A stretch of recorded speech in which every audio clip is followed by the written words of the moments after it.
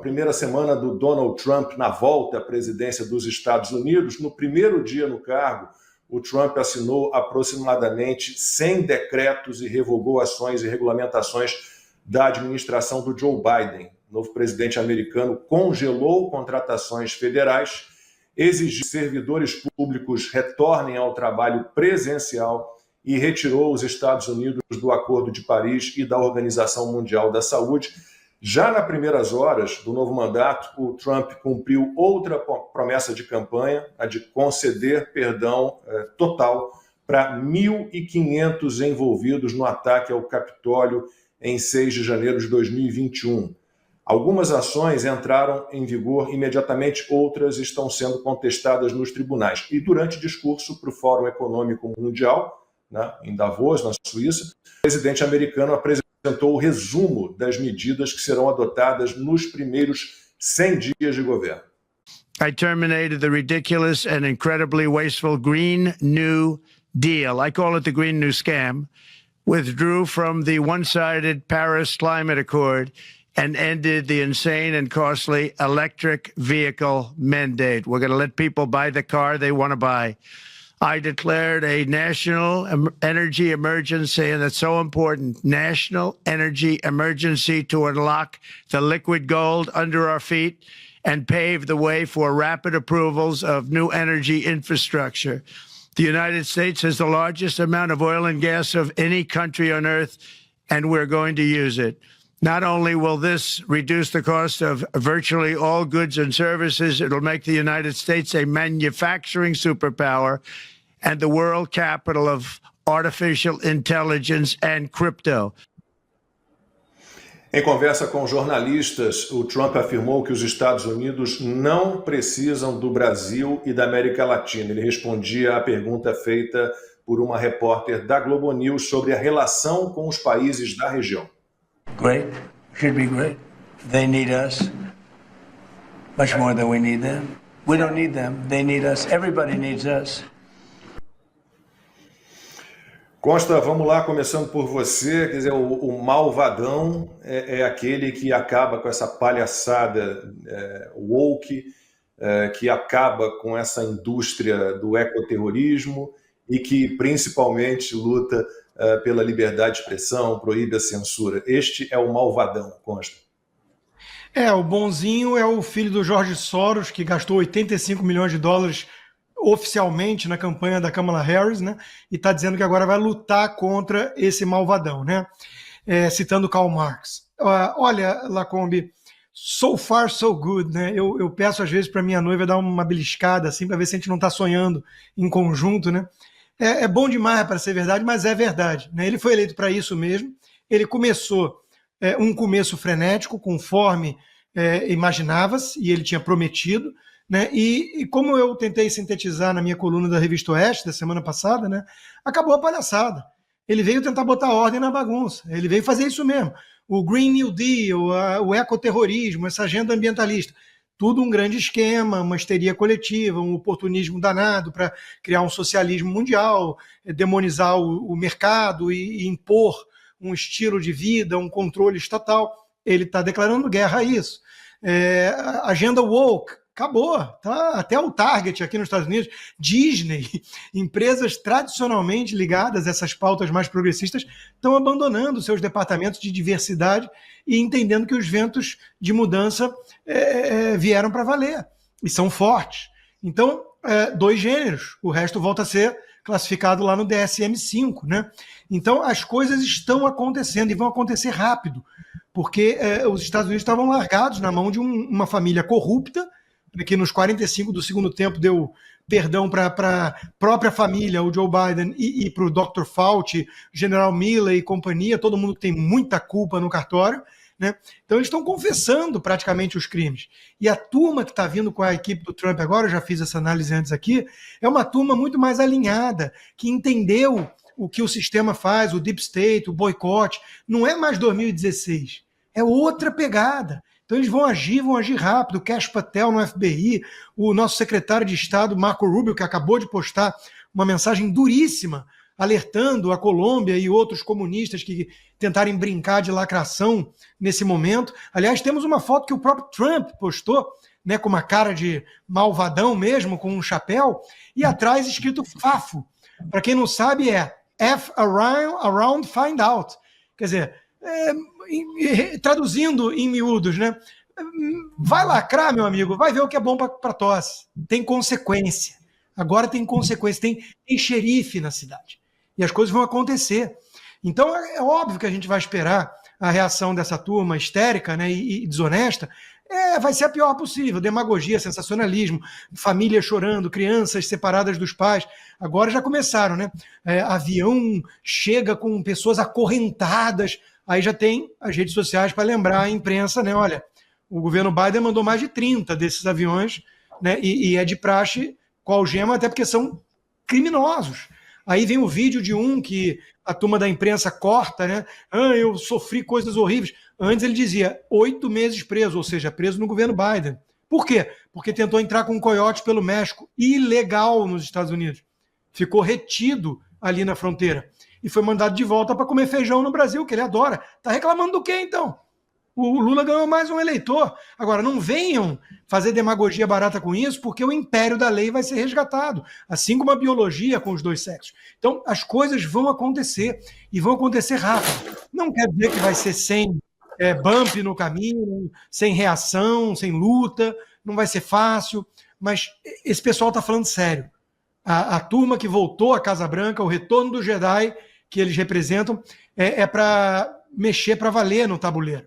É para fazer acontecer, é para entregar resultados. Eles estão focados nisso. E se Deus quiser, eles vão entregar muitos e muitos resultados, porque essa é a agenda que o povo não só escolheu, como o povo precisa e deseja. Chega de tanta loucura, de tanta insanidade woke, de tanta agenda socialista, globalista.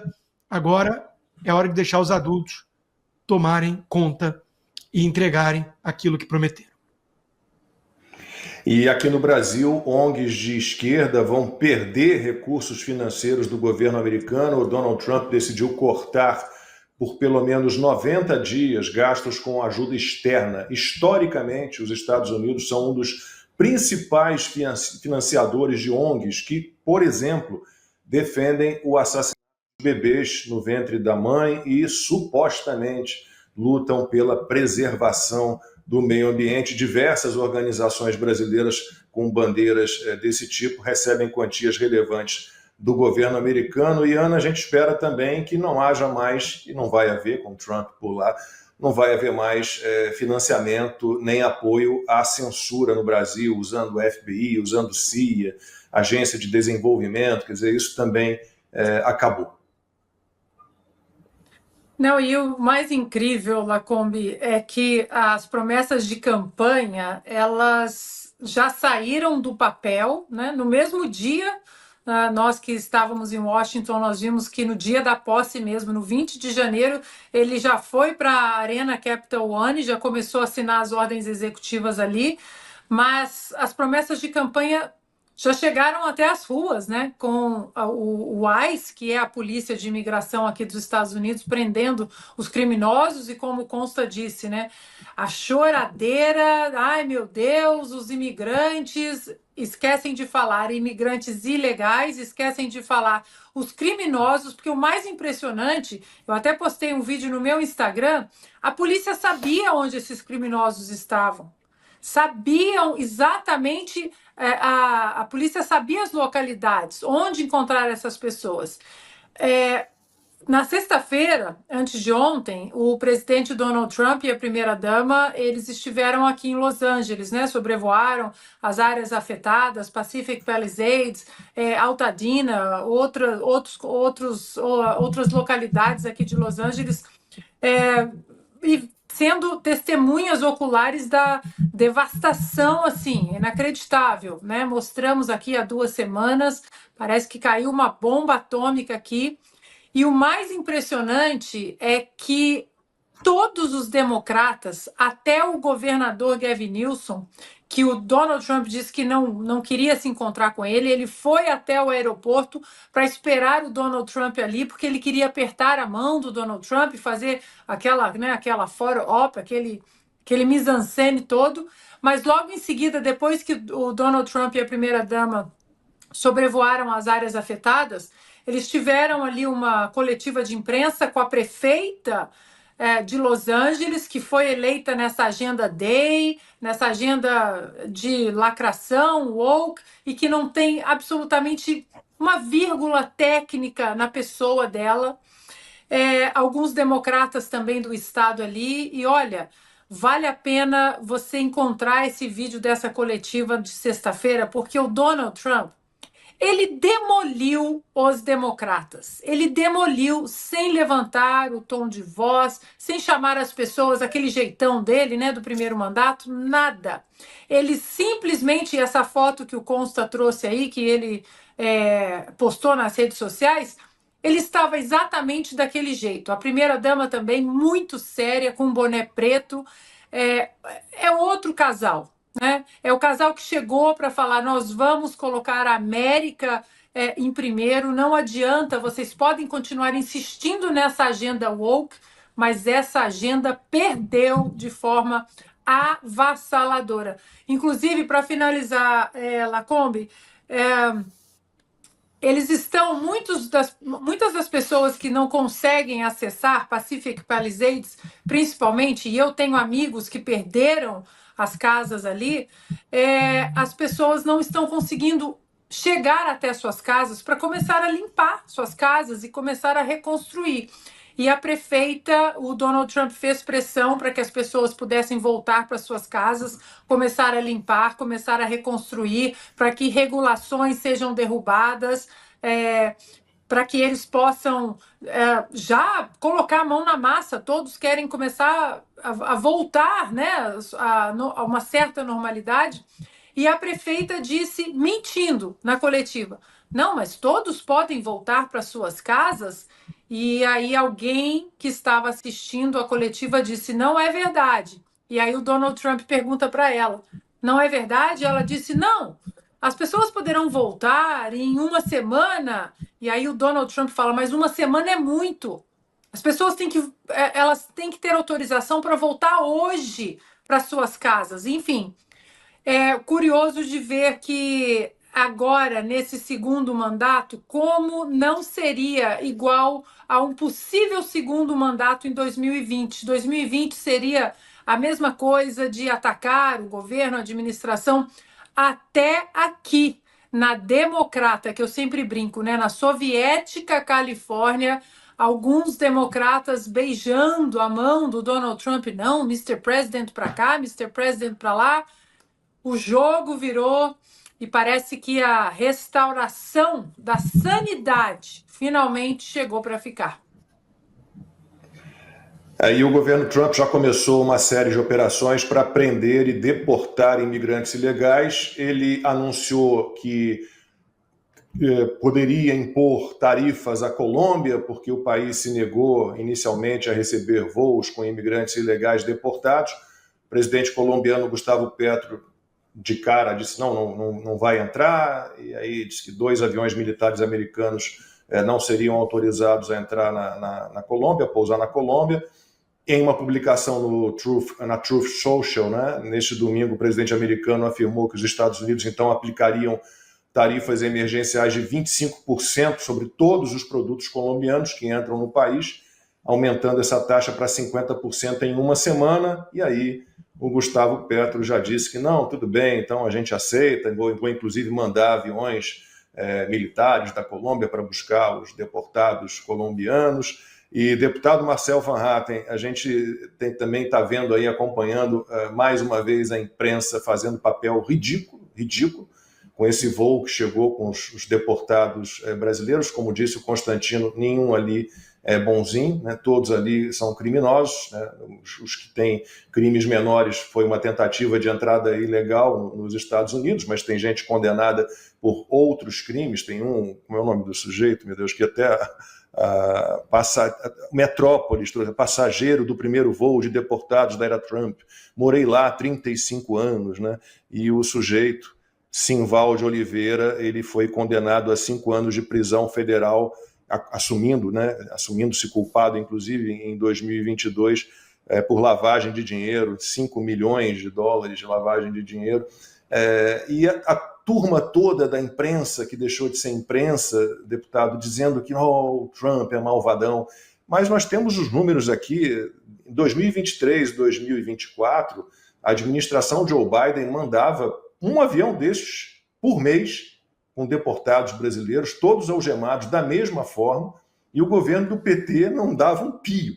Quer dizer, foi o Trump assumir e agora esse tipo de conduta virou um absurdo total. Quer dizer, a construção da imagem do malvadão, ela tem sempre a ajuda dessa imprensa asquerosa, deputado.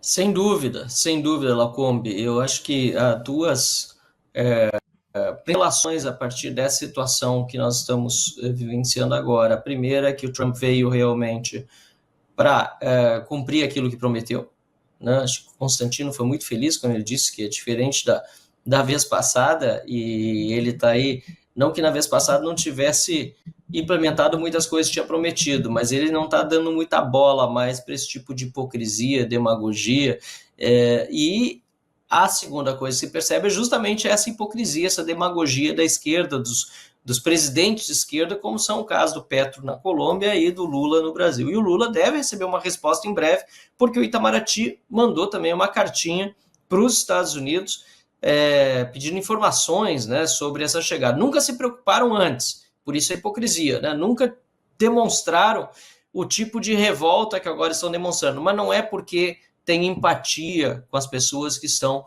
algemadas. Muito antes, pelo contrário, não teriam empatia por aqueles que estão presos injustamente desde o 8 de janeiro, por exemplo, que estão usando tornozeleiras eletrônicas. A Débora, né, dos Santos, que a gente sempre cita, aquela mãe, né, de 2 crianças que passou batom, escreveu com batom, perdeu o mané na estátua do STF, fez algo errado, é verdade, mas no dia seguinte aquilo estava limpo, mas ela está até hoje sem poder ver os seus filhos. Então isso é maldade, com isso o PT não se importa, muito antes pelo contrário, né? O PT, na verdade, promove essa injustiça contra as pessoas com as quais o PT não concorda, e criminosos que chegaram no Brasil. Você citou bem um dos casos, né? Eu estava justamente procurando também aqui o nome do Simval de Oliveira, né? Um dos casos, e todos os demais têm alguma coisa, porque senão não estariam sendo deportados dos Estados Unidos. Um dos casos é de um condenado por estelionato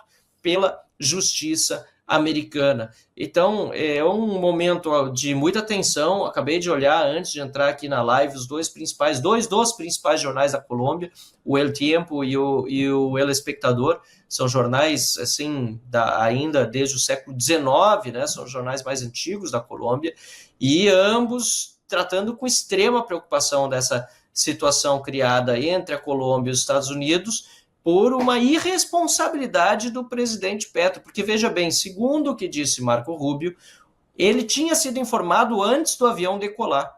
E quando o avião já estava no ar, decidiu mudar de ideia e negar pouso para o avião na Colômbia.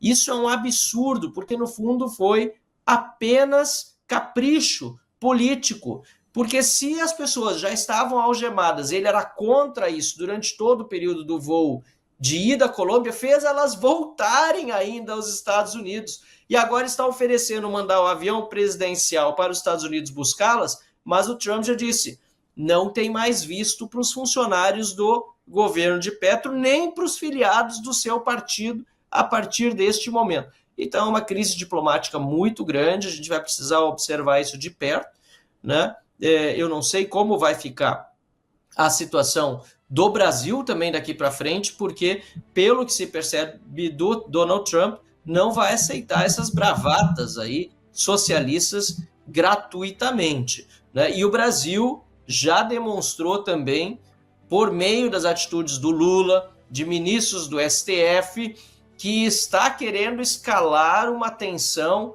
com os Estados Unidos que já existe desde antes de Trump assumir, Lembre-se que Lula chamou Trump de nazista, disse que se Trump ganhasse as eleições, haveria a volta do nazismo à administração americana. Um absurdo, e ele nunca se desculpou por isso, e também sabemos que há problemas já identificados pelos congressistas americanos no território dos Estados Unidos, com agentes americanos que fraudaram, por exemplo, a entrada de Felipe Martins. Isso para não falar de outros casos grotescos, inclusive o do próprio Rodrigo Constantino, né, que está aí sem passaporte. Tem toda a minha solidariedade, aliás, Rodrigo, desde o primeiro momento mandei mensagem e estou junto nessa corrente contigo, e é um absurdo o que as autoridades brasileiras estão fazendo contigo e com todos os demais perseguidos políticos hoje no Brasil.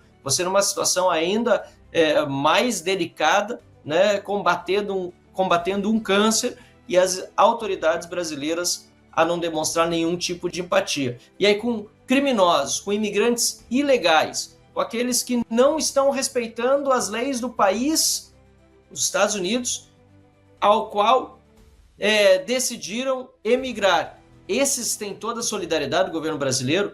Isso é uma total inversão de valores, e quem deve ficar revoltado é justamente o cidadão honesto, inclusive aquele que vai para os Estados Unidos para trabalhar de forma legal. E para concluir, eu queria dizer isso: eu encontrei muitos brasileiros em Washington, na Flórida, os 2 estados em que eu estive, Flórida é estado, Washington já está no Distrito de Colômbia, mas enfim, nos 2 locais em que estive nos Estados Unidos, os brasileiros que encontrei lá, todos vibraram muito com a vitória do Trump. Então essa história de que brasileiro que está nos Estados Unidos está contra, ou que os imigrantes estão contra o Trump, também é uma falácia, é uma mentira. Está contra aquele que tem motivos para estar contra, muito provavelmente porque está ilegal no país.